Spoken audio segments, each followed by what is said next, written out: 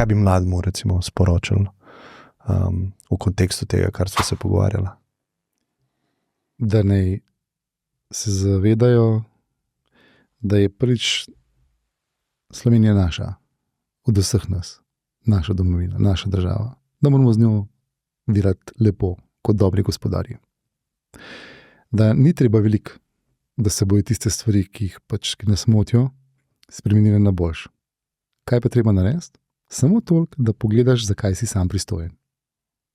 In da ne delaš stvari, ki so narobe, ki veš, da so narobe, ki so se tako naučili, ker to lahko škoduje tudi drugim, ne sam v bistvu tebi, če te dobijo, predvsem prekrajšaš lahko tudi druge.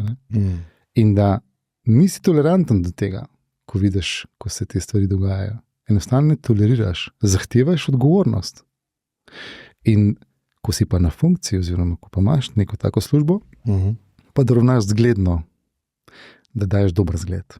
Ker se zavedaš, da s tem širiš nekaj, kar je dobrega, in če daješ dober zgled, imaš visoko stopnjo integritete, torej v bistvu si pošten, delaš tisto, kar govoriš, in kar tudi razmišljaš o sebi, ti bojo ljudje zaupali. Ker integriteta je predpogoj zaupanja. In zadnja misel, mi si zaslužimo kot družba, pa vsi oni si to zaslužijo, da ta integriteta postane standard tudi v praksi. Ne samo v zakonu, pa ne samo pravzaprav v papirjih, pa ne samo v teoriji. In ko institucije, kot je KPK, ne bo več potrebno imeti v naši družbi, pomeni, da mi ne rabimo več varuha teh vrednot, ker te živijo. To imajo Skandinavci na ta način.